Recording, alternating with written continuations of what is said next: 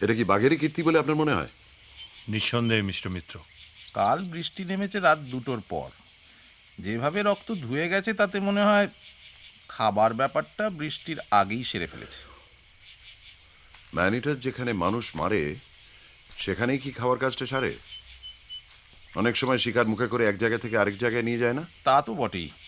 তবে আপনি যদি আশা করেন যে মাটিতে ঘষটে টেনে আনার দাগ থাকবে, সেটার বিশেষ সম্ভাবনা নেই। এমনিতেই বৃষ্টিতে সে দাগ মুছে যায়। তাছাড়া একটা মানুষের দেহ বাঘের মুখে করে এমনভাবে নিয়ে যেতে পারে যে দেহ মাটিতে টাচই করবে না। সুতরাং তড়িৎকে কোথায় বাঘে ধরেছিল সেটা বোধহয় আর তড়িৎবাবুর চশমাটা কোথায় পড়েছে সেটা জানতে পারলে হয়তো।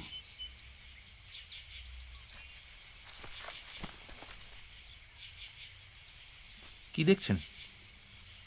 বাঘ কি কেবল একটি মাত্র নখের সাহায্যে একটি গভীর ক্ষত করতে পারে?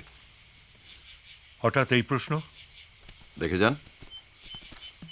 মনে হয় শার্ট ভেদ করে কোনো ধারালো জিনিস ওর শরীরের মধ্যে ঢুকেছিল। কি সর্বনাশ! এ তো বাঘের আচর নয়, এ তো খুন। তড়িৎকে খুন করা হয়েছে।